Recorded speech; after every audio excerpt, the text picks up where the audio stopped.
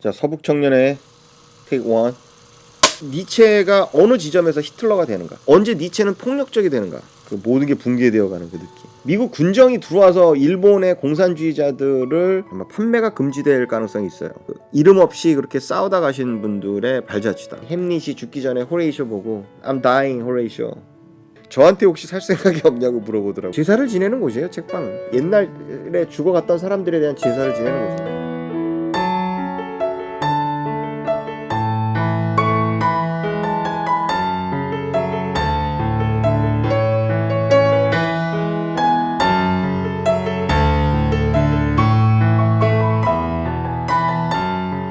자, 오늘 소개해드릴 책은 출판사 100년 동안이라는 출판사의 서북청년회라는 책입니다. 이 책은 대한민국 정체성 총서 18번에 나온 책이고요. 총 페이지는 154페이지, 크기는 높이가 한 20cm, 가로가 15cm. 굉장히 가볍습니다. 가벼워서 보기 좋고, 커버가 이렇게 밖에 되어 있는데 안에는 이렇게 또 검은색으로 또 페이퍼백으로 이렇게 되어 있고, 이 재킷으로 이렇게 쌀 수 있게 되어 있습니다.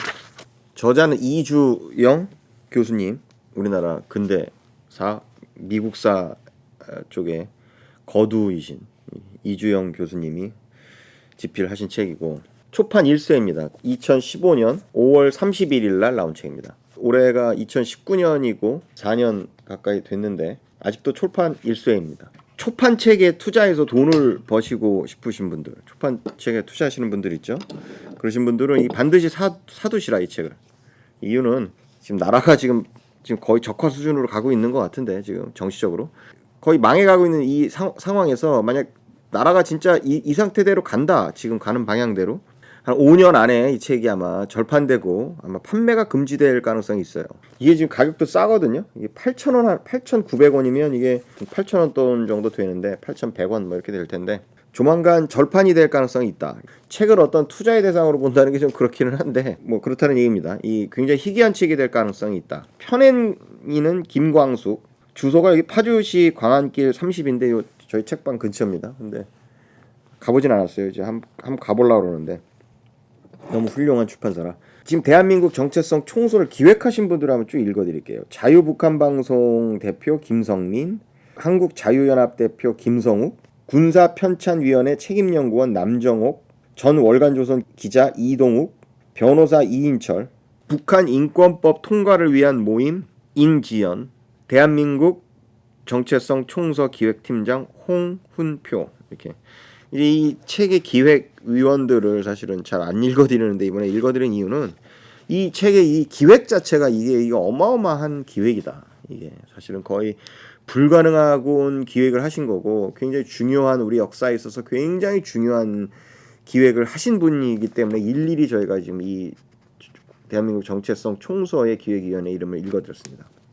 자, 이 책은 그 서북청년회라는 우리나라의 건국에 굉장히 중요한 역할을 했었던 어떤 단체, 북한에서 넘어온 젊은이들로 구성되었던 일종의 정치적 결사단체인데, 이 단체에 관한 그 짧은 책입니다. 1963년에 청우회로 재건되었다가 지금은 사단법인 대한민국 건국회의 이름으로 그 명명을 유지하고 있다, 이렇게 되어 있는 그런 그 단체인데, 이 대한민국의 역사를 공부하시거나 혹은 대한민국의 이런 정체성에 대해서 고민하시는 분들이 보면 굉장히 이제 눈물겨운 책이다. 단순한 이런 책들이 아니다. 우리나라의 건국을 위해서 해방 이후에 남한에서의 이 정치적인 투쟁을 해오신 분들의 그 이름 없이 그렇게 싸우다 가신 분들의 발자취다. 그런 의미에서 굉장히 좀 가치가 있고, 그 니체 사후에 니체 연구는 뭐 100년이 넘는 기간 동안, 100년 가까운, 100년이 넘었죠 지금. 그 기간 동안에 니체 사후의 니체 연구의 초점은, 특히 이제 2차 대전 이후의 니체 연구의 초점은 어디에 초점이 맞춰지냐면, 니체는 제3제국의 정신적인 철학사상이 아니다는 거를 억지로 증명하기 위한 그 노력들에 초점이 맞춰져요. 그건 이제 왜 그러냐면은 이제 니체를 2차 대전 이후에 니체를 연구하고 그것을 공부하는 인간들의 그 당면 과제가 그렇게 된 이유는 그거를 끊임없이 부정하고 싶어 하거든요. 그러니까 제3제국의 어떤 사상적 기반과 철학적인 기반이 니체 철학이라는 것을 끊임없이 부인을 하고 싶어 하죠. 말하자면 이런 거거든요. 도대체 니체가 어느 지점에서 히틀러가 되는가? 그러니까 니체의 철학은 히틀러로 가지 않는다고 주장하는데 니체의 철학은 히틀러가 될 수 없다고 주장하는데 그거는 이제 그들의 주장이고 실제로 이제 니체의 철학은 히틀러의 철학, 히틀러의 어떤 존재의 핵심을 이루거든요. 이런 거를 우리가 이제 질문을 해봐야 되는 거예요, 도대체. 어떻게 니체는 히틀러가 되는가? 뭐 니체는 히틀러로만 된 게 아니죠. 니체는 굉장히 많은 게 되죠. 니체는 예술도 되고, 니체는 문학 쪽에도 많은 영향을 미쳤고, 니체는 뭐 언론 쪽에도 많은 영향을 미쳤고, 니체는 뭐 미술 쪽에도 많은 영향을 미쳤고, 그 예술, 철학, 뭐 사학 쪽에, 사회학 쪽에, 심지어 심리학 쪽에, 뭐 모든 하여튼 이 니체 이후에 존재하는 모든 예술이나 인문학 쪽에서의 니체의 영향은 절대적인데, 근데 이제 우리가 이걸 질문해 봐야 된다는 거죠. 뭐 어느 지점에서 니체는 히틀러가 되는가, 그죠? 그러니까 어떻게 니체가 히틀러로 어떻게 변하는가라는 부분. 말을 또 바꿔 질문을 바꿔서 얘기하면 언제 히틀러는 언제 니체는 폭력적이 되는가? 그러니까 왜 니체는 폭력적이 되는가? 어느 지점에서? 그게 이제 이 서북 청년회가 그것에 대한 답을 보여주고 있다는 거죠.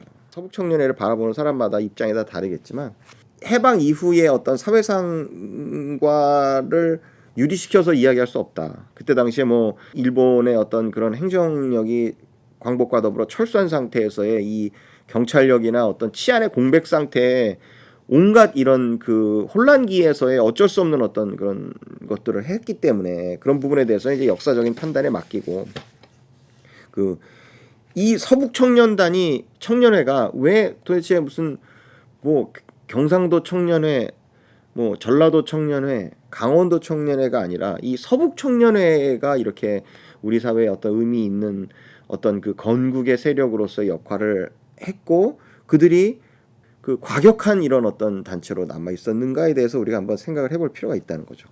그 이유는 저는 어떻게 생각하냐면 결론적으로 말해서 니체가 히틀러가 되는 지점은 바로 히틀러가 삶의 터전을 빼앗겼을 때, 그러니까 자기의 고향을 빼앗겼을 때, 만약 히틀러가 그 예술 뭐 회관 짓는 공모전에 당첨되고 오스트리아 린츠를 떠나지 않아도 되었더라면, 그래서 계속 화가나 미술가로 살았더라면 아마도 그 제3제국의 히틀러는 탄생하지 않았을 거다.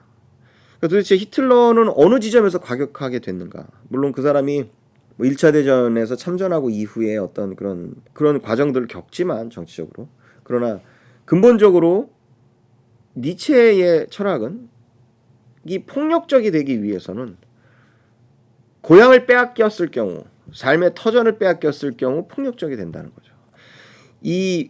사실은 이주영 선생님도 이 글을 쓰신, 뭐 이주영 선생님이 폭력적이라는 게 아니라 이주영 선생님도 이 실향민이시거든요. 그러니까 이 교수님이 태어나신 곳이 그 평안북도 용천이에요. 용천. 지금 용천 그러는데 그 평안북도 용천이 어디냐면 가장 서쪽에 있거든요.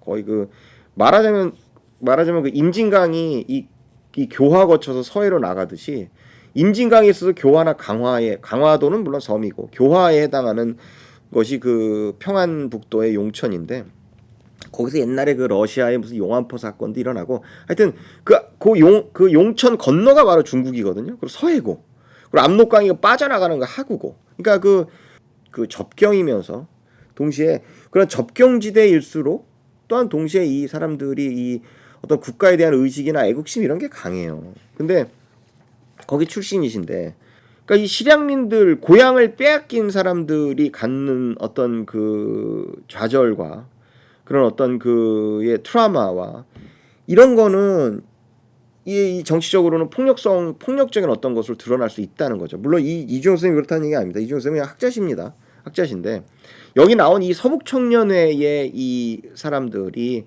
혈혈단신 그 북한에서 다들 남한으로 넘어와서 어떤 이념적인 어떤 이유 때문에 뭐 또 다른 어떤 자신의 어떤 삶의 터전들을 빼앗겨서 고향을 잃어버린 사람들이거든요.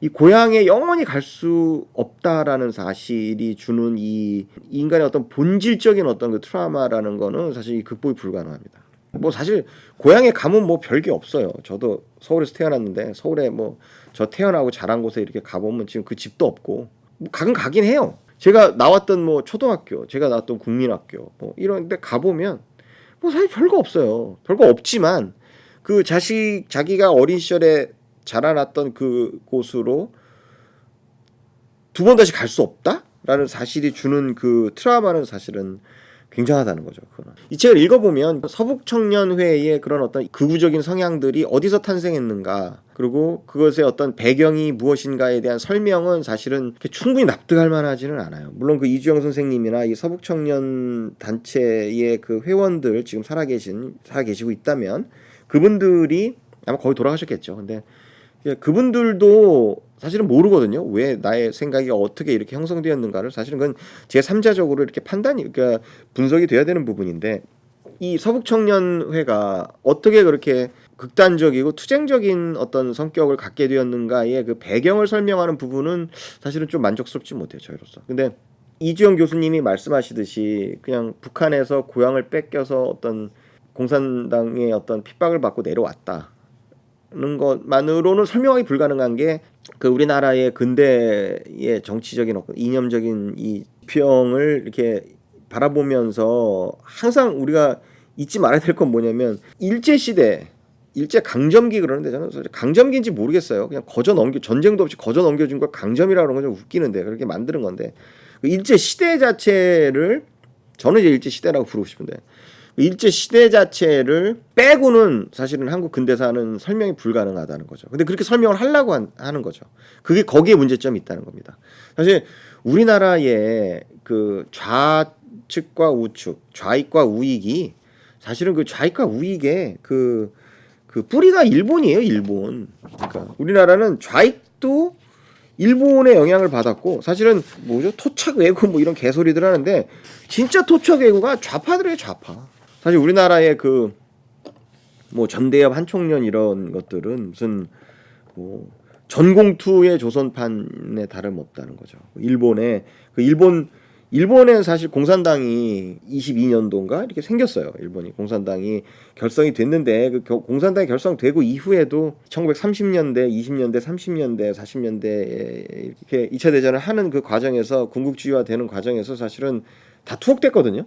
30년대 다 투옥됩니다. 일본의 공산주의 그 지도자들이 다 투옥되고, 이후에 아이러니컬하게도 그 일본의 공산주의자들이 미국 군정에 의해서 활동을 보장받거든요. 미국 군정이 들어와서 일본의 공산주의자들을 활동할 수 있게 만들어줘요. 그러니까 웃기는 일이죠. 근데 그게 좀 아이러니컬하죠. 근데 그 이유는 일본의 공산주의자들이 사실 천황제에 반대했었고, 일본의 2차 대전 전후의 일본을 정리하는 연합군 측의 입장은 기본적으로 일본을 최대한 약화시키는 그 방법으로 일본의 그 천황제를 약화시키고 일본의 시스템 자체를 붕괴시키는, 혹은 거의 붕괴에 가까운 상태로 만들어 놓는 데에 그 정책적인 어떤 것들이 집중되어 있었기 때문에 일본도 이제 그 공산주의를 미군정에서 허용을 하게 되죠. 그러나 그럼에도 불구하고 이 일본의 공산당은 계속 어떤 그 중앙 정부의 감시를 받았거든요. 그 이후에 미군정 이후에 이제 그 뭐 50년대, 60년대, 70년대까지도 계속 이제 감시를 받다가 최근에 이제 실질적으로 합법적인 정치적 세력이 되어 있는데, 사실 한국의 좌익의 문제는 그 한반도가 일제 시대 그 시대 내내에 일본의 어떤 영향하에 있었다는 것을 감안해야 한다는 거죠. 이런 얘기를 해드리고 싶은데, 제가 옛날에 회사가 망하는 어떤 회사에서 잠깐 그 회사가 망할 때 잠깐 그걸 지켜본 적이 있거든요. 물론 제 회사는 아니죠. 제 회사는 아닌데 거기 그 나중에 막 주인이 막 1년 전인가 이렇게 막 주인도 바뀌고, 그 회사를 갖고 있는 사람이 돈을 빌렸는데 빌린 돈을 못 갚으면은 그 사람이 와서 그걸 테이크오버하고 뭐 운영을 하다가 뭐 어떻게 해서 꾸려 나가다가 뭐 이래서 결국은 망하는데, 이 회사 망할 때 보면은 진짜 끔찍합니다. 끔찍해. 집기들 내가고 뭐 뭐 그 망할 때 되면은 돈 받으러 와요 사람들이. 뭐 요금을 안 내서 뭐 전기값을 안 내고 뭐 전화비를 안 내고 인터넷비를 안 냈느니 뭐 공사비를 뭐 못 받았니 뭐 심지어 그 건물 임대해준 집주인이 와서 뭐 누가 어딘 갔냐 찾고 이 완전히 하나 조직이 붕괴되어 가거든요 완전히. 끝에 가니까 거의 마지막 순간에는 그 회사의 사장이 저한테 와서 저보고 회사를 사라고 그러더라고요. 그래서 안 산다 그랬어요.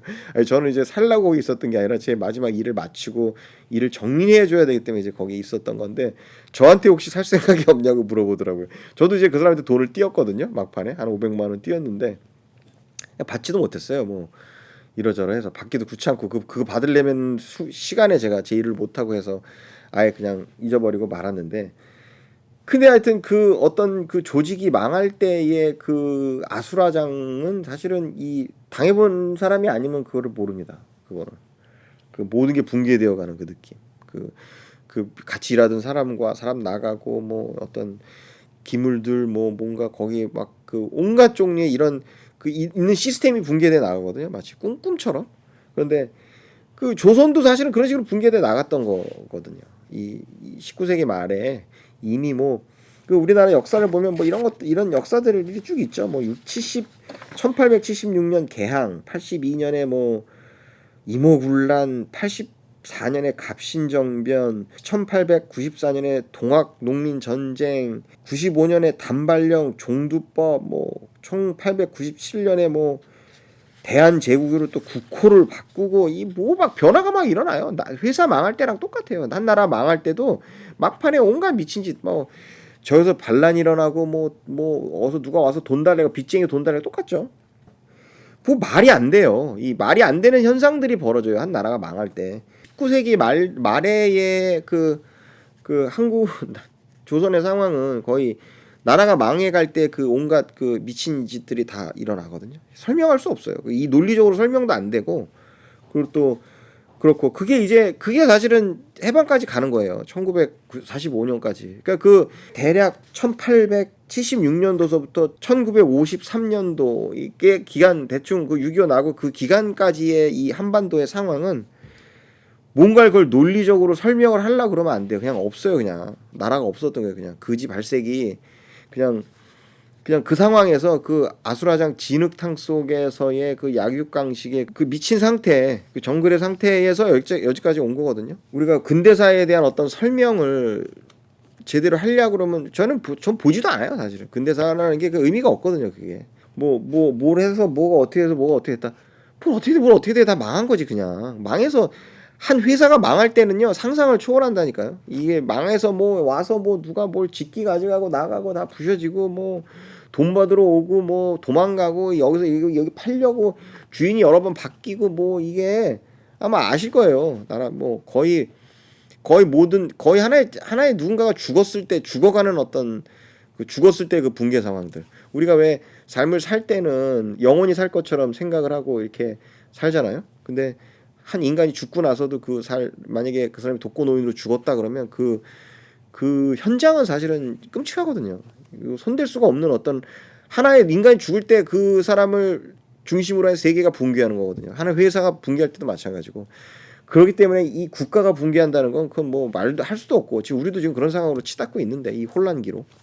그래서 거의 그 나라가 제대로 펑셔닝하지 않는 거를 그걸 인제 와서 무슨 그게 뭐 친일이네. 친일은 무슨 개뿔 친일입니까? 그거 나라가 없었다니까요.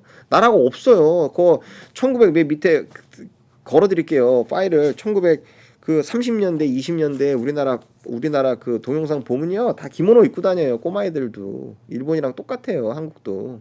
그러니까 나라가 없는데 무슨 뭐를 따지기는 다 망한 나라에서. 응? 이 책을 읽어보시면요. 얼마나 그 광복 이후에 그 혼란했던 시기에 좌익들이 폭력적이고 이런 난폭하게 이렇게 남한 자체 전체를 공산하기 위해서 노력하고 이런 것들이 전국 곳곳에 보여요. 지금 우리나라의 그 좌익 단체들 있죠. 민노총 이런 부류들 있죠. 이런 단체들의 뿌리가요. 사실은 굉장히 깊어요. 100년이 넘은 단체들이에요. 그 단체들은 사실은. 실제로 어떤 그 역사적인 뿌리는 그때 당시에도 이 노조와의 싸움, 이 서북 청년회들이 전국에서 이 계속되거든요. 대도시가 있는 곳은 모든 곳에 그 좌익 세력들이 있고, 그 좌익 세력들이 사실은 시스템을 엎으려고 그러고 사회를 혼란에 빠뜨리려고 그러고 이런 것들 속에서 이 투쟁들을 하시거든요. 그러니까 결론적으로 말해서 아무튼 이 책이 이 서북청년회에 대한 어떤 설명의 부분이 좀 납득하지 않는 부분은 우리나라 근대사 서술에 있어서의 고질적인 어떤 블라인드 스팟, 모든 근대사 서술이 갖고 있는 블라인드 스팟, 그 일제 시대, 그 일제 시대의 그 시간이 갖는 어떤 그것을 설명할 수 없는, 그것을 솔직하게 이야기할 수 없는 어떤 것, 혹은 그 뇌 속에서 이미 하나의 블라인드 스팟으로 지워버린 그것들이 이 조각이 퍼즐이 맞춰지지 않는 거죠. 그래서 사실 이 서북청년회라는 책도 좀 기념비적인 책이고 굉장히 중요한 역사서임에도 불구하고 그렇게 어떤 이 서북청년회가 어떻게 이러한 우익적인 어떤 그 스탠스를 가지고서 활동을 했는가에 대한 그 지점은 충분히 이렇게 설명되어 있는 거는 아니라는 겁니다. 이 책이. 이 책의 한계고. 이게 이주영 선생님이 이 책을 지금 거의 70살 넘어서 쓰셨거든요. 42년생인데 이 책을 지금 2015년에 서문을 쓰셨으니까 아마 2013년, 14년 뭐 그때 쓰셨겠죠. 거의 70대 초반에 쓰신 책인데 이제 우리나라 지금 40, 50대의 학자들은 정말 반성을 해야 된다. 특히나 근대사를 연구하는 학자들은 물론 다 좌경화돼서 다 거의 간첩 수준의 사고방식으로 애들을 가르치고 대학교에서 애들을 가르치고 있는 인간들이지만 그래도 불구하고 뭐 일부 있겠죠.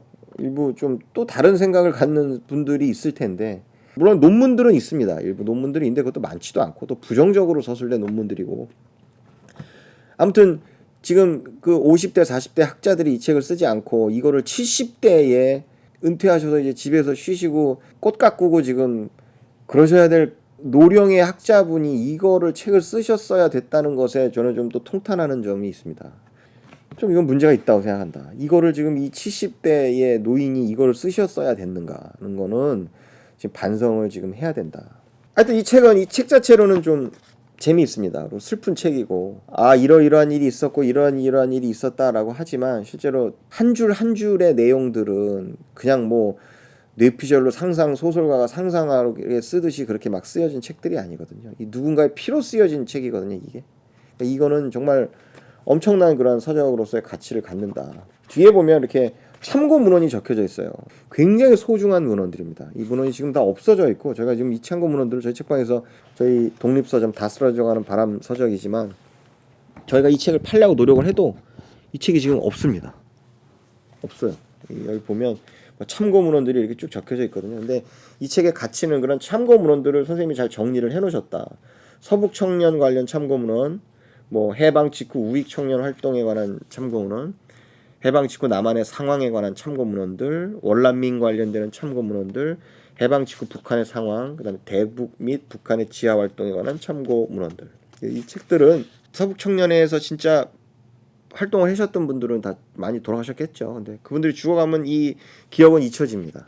이 햄릿이 죽기 전에 호레이쇼 보고 나는 I'm dying 호레이쇼. 나는 죽는다 호레이쇼야. 나는 죽어가니까 네가 어떤 일이 있었는지 사람들에게 알려라 라고 하는 거는 그 알리는 거는 호레이쇼는 여기서 호레이쇼가 이주영 교수님이신데 이 학자를 통해서 그것을 증언하고 그것을 책으로 남긴 학자에 의해서만 알려집니다. 이 인터넷은 사실은 소용이 없어요. 인터넷은 이 그런 보존성이나 이런 아카이빙 측면에서는 이 책과는 비교가 되지 않는다. 지금 우리 이 도서관계들이 가진 문제거든요. 그게 나중에 어떤 식으로 아카이빙을 전자화 시켜놔도 그거를 그 아카이빙된 그 매체가 그것을 읽어내는 그 매체가 바뀌면 그것들을 다 다시 아카이빙을 다시 해야 되거든요. 근데 책은 이거는 남는다. 하여튼 이렇게 소중하게 이 서북청년회의 잊혀져가는 역사에 대해서 책을 내주셔서 너무 감사하고 이건 뭐 저희 책방에서 지금 이 100년 동안이라는 출판사의 책을 몇 권 팔고 있어요. 근데 거의 다 팔라고 하는데 저희가 이제 지금 한 10권 가량을 이 출판사의 책들을 팔고 있는데 너무 훌륭한 기획이고 용감한 기획이고 하기 때문에 앞으로 이 모든 책들을 다 팔려고 하고 가능하시면 이 인터넷 대형 서점들 좌파 서점에서 구입하지 마시고 저희 책방에서 이 다 쓰러져가는 독립서점에서 구입을 해주시고 한국 근대사나 현대사를 공부하시거나 관심 있으신 분들은 다 읽어야 되고 말하자면 기억 누군가가 해줘야 될 분들이라는 거죠. 이분들을 그냥 우리 역사 속으로 사라져서 그냥 없어지면 안 되는 그런 분들이고, 꼭 그 남아 있는 우리가 마치 제사를 지내주듯이, 그 책방이라는 건 그런 거거든요. 좋은 책방은 사실은 훌륭한 과거가 집약되어 있는, 말하자면 그 제사를 지내는 곳이에요. 책방은 이 옛날에 죽어갔던 사람들에 대한 제사를 지내는 곳인데, 이 서북 청년회는 하여튼 우리 사회가 지금 망해가고 있지만, 우리 사회가 지금 정치적으로 지금 없어질지도 모르겠습니다. 지금 출산율도 지금 전 세계에서 최하고, 나라가 거의 사상적으로는 전시 상태에 있는 이 지금 존립의 위기에 빠진, 나라가 자살하고 있는, 이런 이념적으로나 생물학적으로나 사회적으로 자살하고 있는 사회거든요. 그러나 그 언젠가 30년 뒤에, 50년 뒤에, 100년 뒤에 우리나라가 없어지더라도 누군가가 훌륭한 나라를 이렇게 건국하시고 만드셨던 분들이 이런 분들이다라는 거를 그 기억하고 감사하고, 또 우리가 연구하고 공부하는 데 있어서 굉장히 훌륭한 자료로서 꼭 읽어봐야 될 그 책이라고 생각을 해서 저희가 팔게 되었습니다. 이 서북청년회에 이념적으로 이렇게 돼서 이런 활동들을 했냐는 그 사상적인 어떤 내용에 대한 설명은 우리나라의 모든 현대사의, 대한민국의 현대사를 이야기하는 그 역사책들이 가지고 있는 그 어떤 어쩔 수 없는 그 블라인드 스팟을 가지고 있다. 그래서 그것들을 우리가 설명을 왜 안 돼 있느냐를 사실은 따지기도 좀 모호한 부분이 있다. 그런데 그 지금 다시 이렇게 우리가 혼란한 시대에는 이 어떤 우익 단체가 있냐, 우리가 강력한 어떤 우리의 이 정체성을 지금 이야기하고 정체성을 고수하려고 하는 단체가 지금 존재하는가를 보면 그것이 없다는 거죠.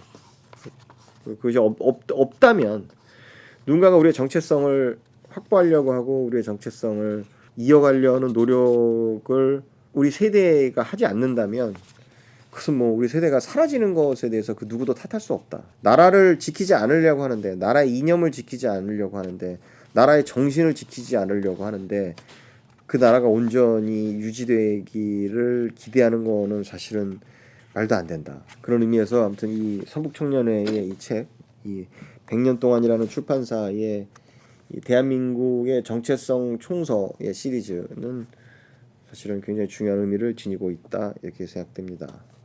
뭐 여기 이 표지는 사실은 좀 불만이 있어요. 표지는 이 표지가 이게 좋은데 이렇게 이런 것도 있고, 사람에게 메가폰 들고 떠드는데, 이 사실은 서북청년회 자체가 양복을 입고 다니시는 분들도 있었지만 서북청년회가 좀 더 서민적인 분들이셨기 때문에 이 복장을 조금 바꿔주셨으면 좋겠어요. 그렇게 서민적으로. 물론 약간 사회주의 프로파간다 포스터 같은 느낌이 들기도 하겠지만, 그렇게 되면 그럼에도 불구하고 약간 좀 표지는 마음에 들면서도, 점잖고 마음에 들면서도, 그런 이 사람은 좀 그렇다. 우리나라가 지금 언론의 자유는 당연히 없고, 현재 인민재판하는 좌익이 언론을 다 장악해서 자유 언론이 없고, 출판도 사실은 그 베스트셀러로 팔고 있는, 베스트셀러가 되고 있는 그 반일 종족주의인가 그 책, 저희도 이제 그 책을 팔기 시작했는데, 저희 책방에서도 사람들은 그 책을 베스트셀러라고 보는에도 불구하고 출판계나 이런 서점가에선 그걸 베스트셀러를 인정을 안 하려고 막 노력을 하죠. 그걸 이해하지 못하는 거예요. 왜냐면은 출판계들 자체도 사실은 좌익들이 장악을 했거든요. 좌익들이 장악을 해서 그 방향으로 가고 있어요. 도서정가제나 뭐 이런 식으로. 그럼에도 불구하고 이 그 정체성을 알리기 위한 이 노력들에 대해서 좀 동참들을 해주시고, 꼭 많이 좀 읽어주시고 이 분들을 기억해 주셨으면 좋겠습니다. 좋은 독서 되시기 바랍니다. 감사합니다.